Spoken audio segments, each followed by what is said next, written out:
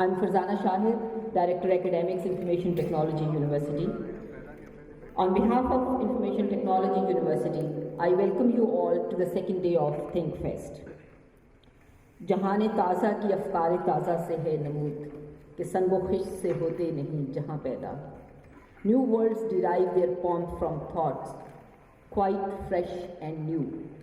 From stones and bricks, a world was neither built nor grew. Nearly a century ago, the poet laureate Sir Muhammad Iqbal knew that real change, actual development, and sustainable progress in a society can only come through new and creative ideas. The Afkar-e-Taza Think Fest realizes the vision of Iqbal, the aspirations of Jinnah.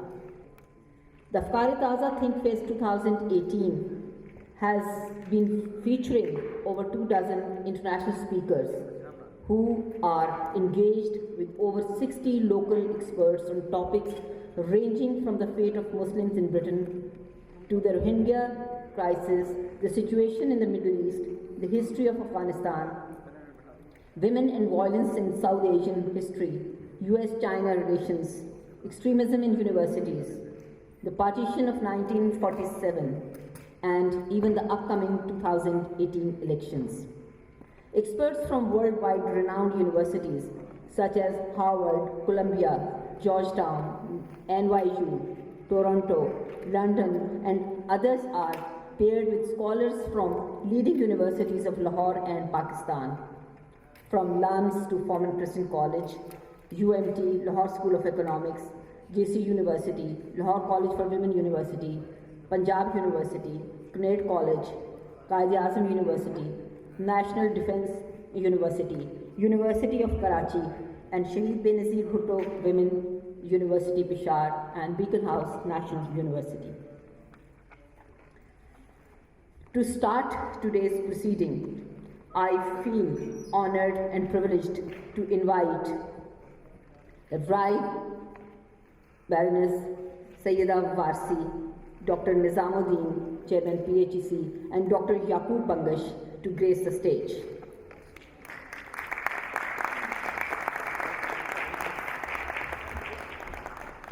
Thank you. Please rise for the national anthem.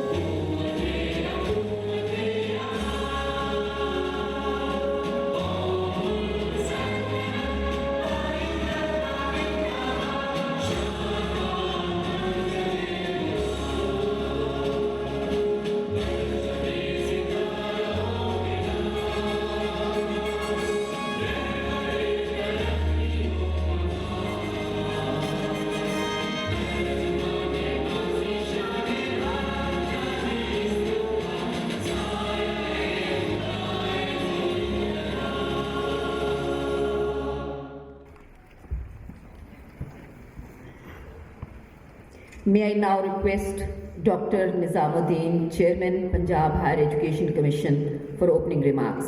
Dr. Nizamuddin. Bismillahirrahmanirrahim. Very good morning to all of you. It's a proud privilege for me to welcome Baroness Warsi Sayeeda for this opening session of today. She will have a keynote speech today on the topic you already said in the program. I didn't speak yesterday opening. Why Punjab Higher Commission is involved in this activity, that has to be understood. One, we are part of the IT university, and we work together in that university. But my idea was that in Punjab there are 57 universities, public and private. But I don't see dialogue like this happening in those institutions. So I requested the Vice Chancellors of the public sector, which is about 24 to 32, to send some of their students. Yesterday we saw a lot of them here from different campuses, and today I'm seeing also various campuses. But the idea was they should go back and think about organizing similar activities in their own campuses. When I was the Vice Chancellor of University of Gujarat, I used to come here to attend Lahore Literary Festival. Some of my faculty members would come and enjoy that. But Lahore Literary Festival stopped for the last 2 years. They have gone to London. They're organizing it there. I don't know the reasons, but since we started this Afkar-e-Taza last year at the Gaddafi Stadium Arts Council, we found the space was not sufficient, so we just shifted to this place to attract more participants. So I'm very pleased to see there are participants coming from all walks of life. It's open, free event with no charge, no fees. I think there are, of course, many contributors, donors, which have been talked about yesterday. My only reason to be as the Commission chairperson here, to tell that how Commission feels that academia linkages are minimal with the outside world. I want to promote that our academia and students should really work together internationally. But in these days, you can live in silos and start working for no research, no teaching can be complete without having collaborations with partners. This kind of fora will provide you not only new ideas, you can network with different speakers, institutions that come to these places, and start thinking about to organize something similar on a smaller scale in your own campuses, in your universities and colleges. That's the purpose why the Punjab Hajj Commission is supporting it and participating in this and funding it. If you would like to fund, if you organize something similar in other universities, this is one of our programs in the Commission to fund similar activities to promote the culture of research and dialogue. We are missing the culture of research and dialogue on campuses. We just go to classrooms, have lectures and go back. There is no dialogue. I want to have a dialogue of vice chancellors, dialogue with students from one campus to other campus. They should really sit together and talk about it. So this is the reason we are partner of this conference. This is a great idea of Afkar-e-Taza too, and we will have it every year. And hopefully, we may go out, if needed, outside Lahore to organize in other places like in Multan or in Bhaulpur or in Rawalpindi, because we want to go to other campuses as well. But this is a great event and we want to support it, and I'm sure Bangash will continue to work on it. I know he's the lone star in this. He's not available here, but he's really working very hard to put it together. But this network, we should continue to develop it and improve it. It has improved since last year. We have now many more partners coming from all around the world, participating and presenting. We have seen the program. The program offers an array of activities and subject matter that will be discussed. I'm, for example, discussing on the population census and how it affects the elections of 2018. We're also talking about how peace, security, and extremism can be avoided and building peace on campuses. That's another topic that I'm participating. And the Vice Chancellor is coming to talk about this. I think there's a good area of subject, history, politics, arts and culture, heritage. These are areas that we need to really nurture more and support them. And I'm sure today's talk will give you a great idea of what's happening to the Muslim world, Muslim community in the United Kingdom. I will not take the time I want to listen to Baroness. And thank you very much for coming here. And thank you for Baroness for joining us this morning.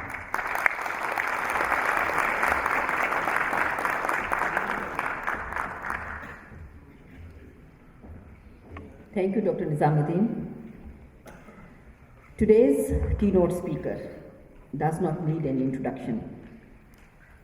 Baroness Warsi is a British lawyer, politician, and member of the House of Lords from 2010 to 2012. She was co-chair of the Conservative Party. She served in David Cameron's cabinet, first as the Minister without portfolio between 2012 and 10 and 12, then as the Senior Minister of State for Foreign and Commonwealth Office, and as the Minister of State for Faith and Communities, until her resignation, citing her disagreement with the government's policy on the Israel-Gaza conflict in August 2014. She grew up in a family of Pakistani Muslim immigrants living in West Yorkshire. She became a solicitor with the Crown Prosecution Service. After being raised to the peerage in 2007, she served as Shadow Minister for Community Cohesion and Social Action, the first female Muslim to attend cabinet. Lady Warsi came to further prominence when, at her first meeting in Downing Street, she wore a traditional South Asian shalwar kameez. At the Foreign Office, she was responsible for Afghanistan, Pakistan, Bangladesh, human rights, the UN, OIC, international organizations, and the International Criminal Court, all FCO business in the House of Lords. At the Department of Communities and Local Government, Lady Warsi worked with religious and community leaders to promote faith, religious tolerance, and stronger communities within the UK. Over to Lady Warsi, as please grace the rostrum with your keynote speech.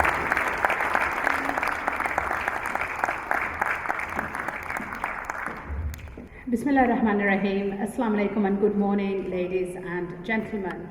Thank you very much, Dr. Nizamuddin, for that warm welcome, and thank you very much, Farzana, for that introduction. सियासतदानों को अच्छा लगता है जब हमारी तारीफ़ें कोई करे आके stage पे, सो वो इंट्रोडक्शन मुझे बहुत अच्छा लगा था, बिकॉज जनरली सियासतदानों के बारे में खामियां ही कही जाती हैं, लेकिन the problem that you have when you have such a wonderful introduction is because in a way, Farzana, आपने मेरी स्पीच ही कर दी, क्योंकि जब याकूब बंगश ने मुझे ये कहा था कि look, I'd like you to come to Lahore and I'd like you to speak, I said, how can I possibly speak? I'm going to be surrounded by these amazing academics, doctors, professors, university के students. मैं क्या कह सकती हूँ जो उनको already पता नहीं होगा?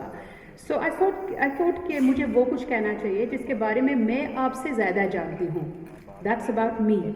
So मैं अपनी कहानी आपको बताने वाली थी, लेकिन obviously अभी तो फरजाना ने वो बता दी, so मेरी तकरीर थोड़ी सी छोटी हो चुकी है.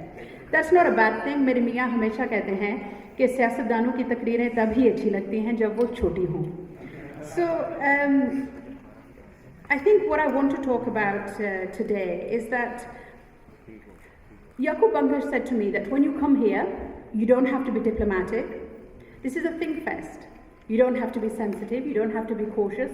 You can leave away your British diplomacy head in the United Kingdom and yahan pe aake, this is a space to think and to discuss and to push the boundaries and to challenge and to provoke and to debate. So here goes. At a time when once more Pakistan is facing a moment to further either cement or weaken its democracy with elections around the corner, what are the tough questions that you should be asking your politicians? What makes an effective politician, and what qualities make leadership?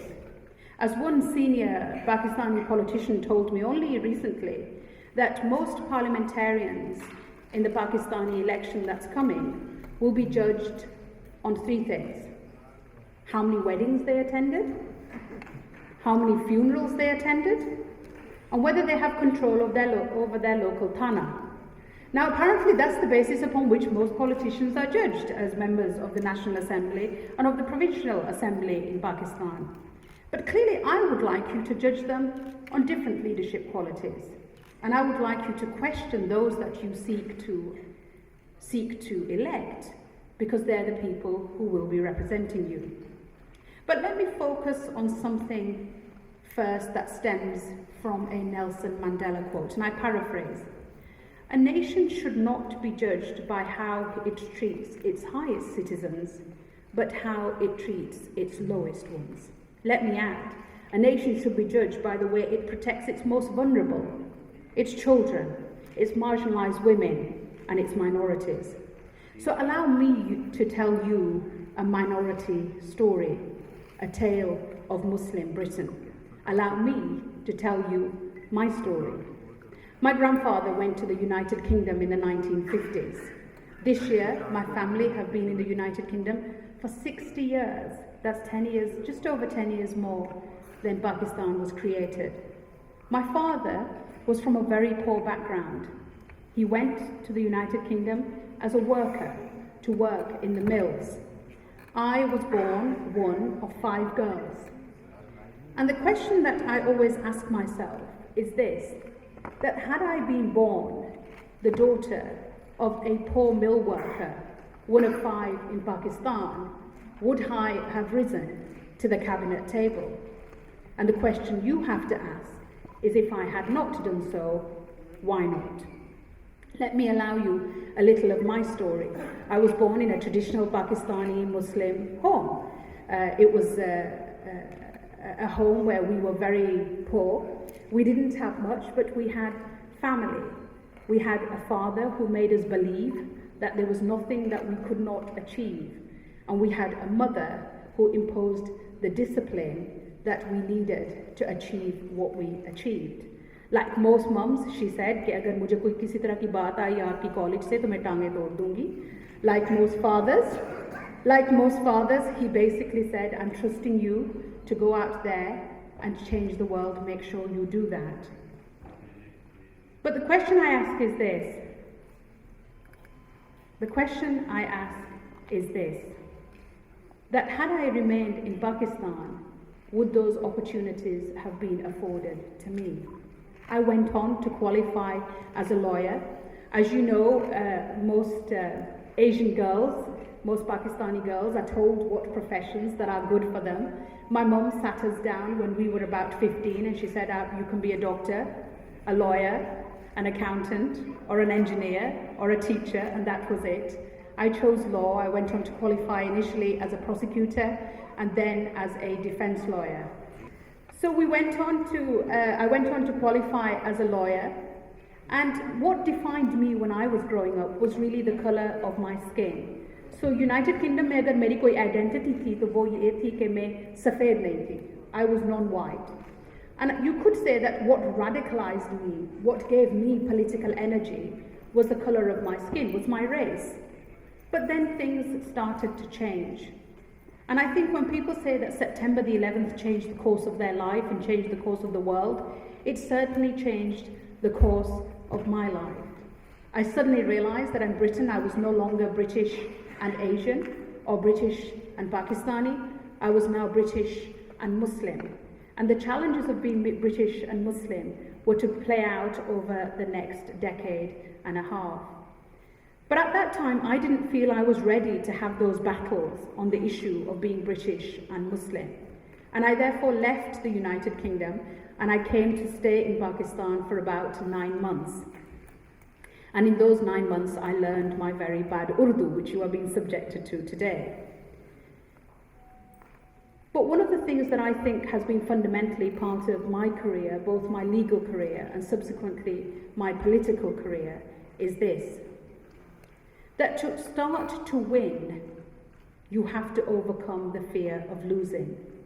To survive as a woman, you have to excel and understand that it is a man's world. And more than anything else, you have to be brave if you are to enter politics, to speak truth to power. And for me, that moment came in 2014. I had been appointed in 2012 as Britain's first Muslim cabinet minister. I think मैं सोच भी नहीं सकती थी कि as a girl who had been raised in this working class home कि एक दिन मैं अपने मुल्क की cabinet table पे बैठूंगी. मेरे लिए ये सबसे एक amazing job था. It was something I couldn't have dreamed of. It was something that I felt privileged and honoured to be a part of. But despite that being the most amazing job in the world, in 2014 when I was the minister at the Foreign Office, I was responsible for the United Nations, I was responsible for the International Criminal Court, and I was responsible for human rights, amongst other things. And at that point, when the Gaza conflict broke out, I found myself in a situation where I was part of a government which was neither living by its own values, nor espousing and wanting to implement the human rights that we believed in, nor wanting to have the support of the international organizations like the UN and the International Criminal Court, nor even being able to find the very words to talk about the disproportionate action of the Israeli army and the grief that it was inflicting upon the Palestinian people. And at that point, I had a choice. I could remain in the job that was one of the most amazing jobs in the world, or I could remain true to my principles. And the choice that I made was this, that long after politics has come and gone, you have to be able to look in the mirror and live with yourself. And therefore, there are two questions that every politician should ask themselves when they are in active duty. And that is this: am I saying what I believe? And am I doing what I say? These are two very simple questions. And they're two questions which at that moment in time, I could not answer with a yes. My government was not saying what I believed, and it was not doing what it was saying. And I had no option but to leave and to resign and walk away.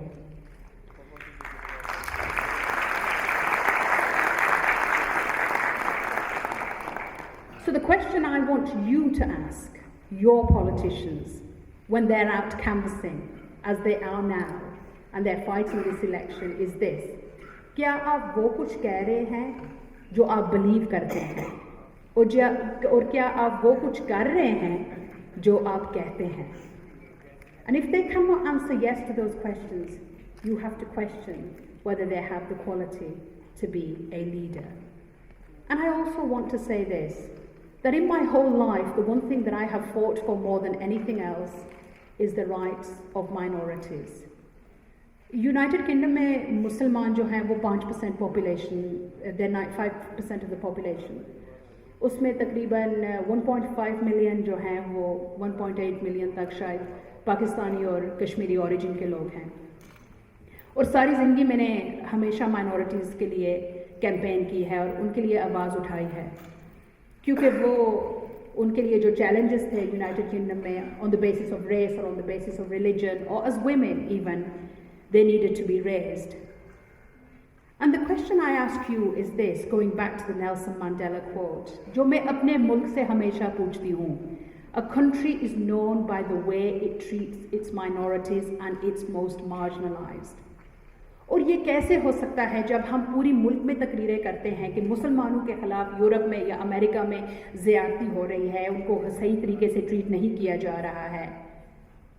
If I was going to say कि मुसलमानों के लिए Britain में, America में, Europe में हक होने चाहिए, तो अगर उसी रिवर्स में ये कहें कि मुसलमान मुल्कों में दूसरी कम्युनिटीज़ के लिए भी उतने ही हक होने चाहिए. Because to say anything else would be मुनाफ़क़त, और मुनाफ़क़त मेरे मज़हब का एक हिस्सा नहीं है. So I want to leave you with these challenges.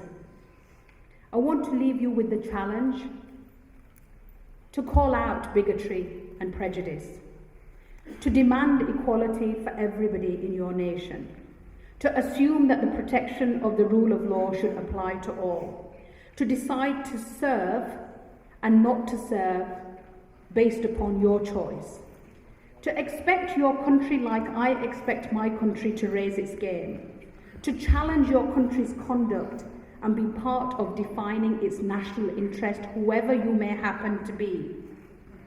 And just as I can say I am proudly British and comfortably Muslim, every person in this country should be able to say, I am proudly Pakistani and comfortably whatever minority that they belong to.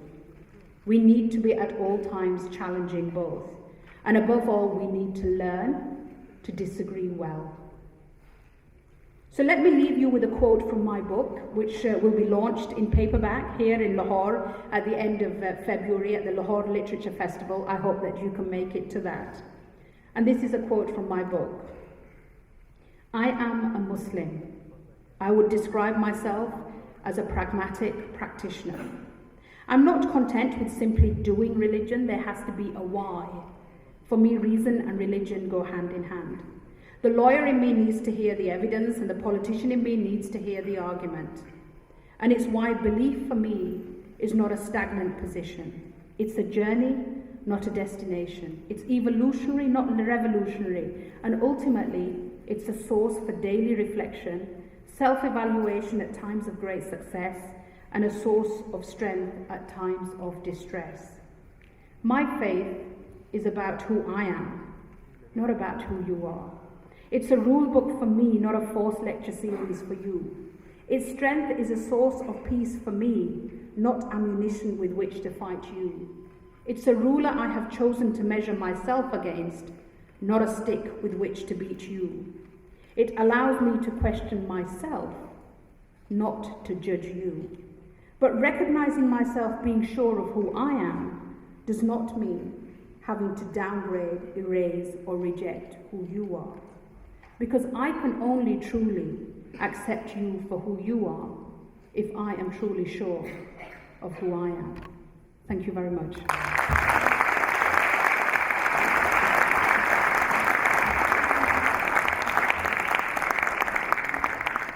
Thank you so much for such an inspirational keynote speech. We accept all the challenges, and the most challenging challenge is to leave prejudice and promote equality, and inshallah we'll try. Now I'll request Dr. Yaqub Khan Bangash for vote of thanks.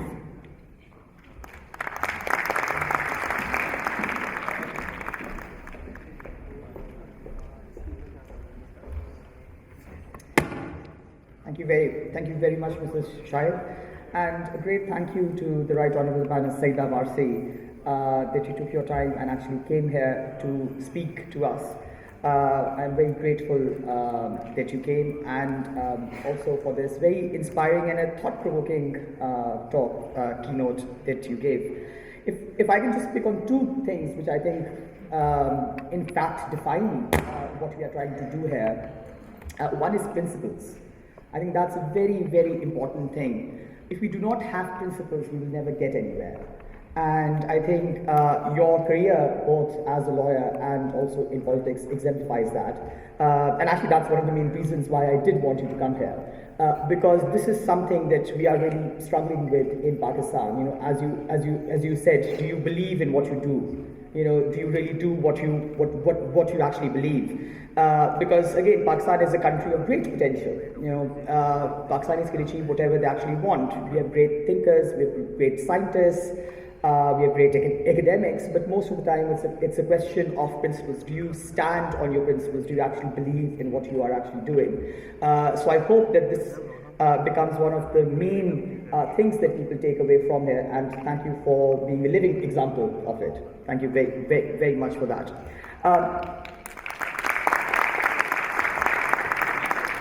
Another thing which I think really spoke to me is you know, the whole question about a country is really known by how it treats its not just minorities, its citizens. And I think in Pakistan, sadly, we have reached a state where it's not just even a question of minorities, it is a question of all citizens of the state. How are these citizens being treated? What is being done to them? What kind of opportunities do they have? What kind of freedoms do they actually have? So again, one of the real themes of the Think Fest was to actually talk about that. And if you look at the program for the rest of the day, especially in this room itself, we are actually talking about these themes afterwards. We are having talks on the idea of minorities and citizenship. We also have talks on the Rohingyas, which is right after this session. So again, how minorities are treated, because that defines your state, that defines who you are. And of course, I'm sure a lot of us here perhaps have memorized that iconic speech of the founder of our country, Quaid-e-Azam Muhammad Ali Jinnah, on the 11th of August, where he actually emphasized that unless you are equal citizens of one state, you cannot actually construct a state. That's one of the fundamental building blocks of it. I won't try to quote him because I might misquote, but you know, I love that bit where Jinnah says that in time these angularities of majority and minority will finish. And we would not even use the word majority and minority because you're all equal citizens of the state. So at some level, you know, I was actually theorizing about this, and I was thinking, you know, yes, you can be a Muslim Pakistani, but you can be a Christian Pakistani, a Hindu Pakistani, a Zoroastrian Pakistani. It should not be that they should be minorities. If they're part of our state, as Jinnah said, they should all be equal parts of the state, and there should be no majority or minority in it. And I think that's, again, an important lesson that we must learn and cherish and try to realize in our country. So again, thank you very much, Baroness Warsi, for actually speaking to us today. And I hope that all of us here will spend the rest of the day. We have about 15, 16 panels with us today. Please do look at the program, and I hope that you will indulge in thought. This is, someone was actually saying to me yesterday, and I've related this to a couple of people, कि जी वो entertainment वाले panels कब है? So मैंने कहा जी entertainment वाले तो कोई नहीं है. अच्छा तो film stars कौन से panel पे आ रहे हैं? मैंने कहा जी film stars भी किसी panel पे नहीं आ रहे. अच्छा singer कौन से panel पे आ रहे हैं? मैंने कहा जी singer भी नहीं आ रहे. अच्छा ये फिर है क्या? मैंने कहा जी ये फिर एकेडमिक्स का है. अच्छा तो ये सिर्फ पढ़ने लिखने वाले लोगों के लिए है. मैंने कहा ज़रूरी नहीं है, मतलब हर बंदा थोड़ा बहुत तो पढ़ा लिखा होता है ना, और इंटरेस्ट होता है सोचने के लिए. अच्छा तो फिर गाने बजाने वाले कब आएंगे? तो it was kind of interesting. अभी भी मुझे बाहर एक साहब मिले, उन्होंने कहा गैलरी में कोई इंस्टॉलेशन है? मैंने कहा जी. मैंने कहा पर एक टॉक हो रही है. नहीं टॉक सुन के मैंने क्या करना है. So we also have that kind of response, which is fine. There is a time and space for it, and that is again, what we really try to do with this event is not to make it. Yes, there are other avenues where all of these things are available. At the Alhambra, there are lots of musical performances and other kinds of things. Why usurp it and say we will also do it? The whole idea behind the Think Fest was to actually bridge that gaping gap between academia and the general public, and I think we have been able to do it to a reasonable extent. And we don't want to, and I really want to emphasize this, we don't want to replicate जो दूसरे लोग कर रहे हैं. So for example, LLF does a very good job at literature. तो इसलिए अगर आप हमारा प्रोग्राम देखें तो लिटरेचर पे बहुत कम है जो रिलेटेड है वो है, मगर इसलिए क्योंकि अगर वो अच्छा काम कर रहे हैं तो क्यों उनकी चीज़ को तंग किया जाए. जो गैप है उसको फिल करने की ज़रूरत है, और बड़ी अच्छी बात है कि पूरे पाकिस्तान के अंदर अब इस तरह के फेस्टिवल शुरू हो गए हैं. तो इसलिए हमारी कोशिश थी कि एक एकेडमिया रिलेटेड फेस्टिवल भी हो. निज़ाम साहब ने बहुत सपोर्ट की. निज़ाम साहब के पास मैं आइडिया लेके गया, उन्होंने बगैर कहा कि जी बस आप करें. So thank you very much, Nizam Saab, for all your great support. But this is something that all the universities should own, should cherish and should spread. So मेरी उम्मीद है कि अभी 10-12 पाकिस्तान की यूनिवर्सिटीज़ ने इसमें कोलैबोरेट किया है, पूरे पाकिस्तान की यूनिवर्सिटीज़ ने डेलीगेशन भेजी हैं कि अगले साल ये और बढ़ेगा, ताकि एक प्रॉपर इंटरेक्शन, एक डिस्कशन हो सके. क्या फ़र्क पड़ता है कि यहाँ कोई सिंगर नहीं है, या कोई शान नहीं आया, या मायरा खान नहीं आई. 5 हफ्ते इंतज़ार करें, LLF पे होंगे मगर उनको वहाँ देख लें और एकेडमिक्स को यहाँ मिल लें.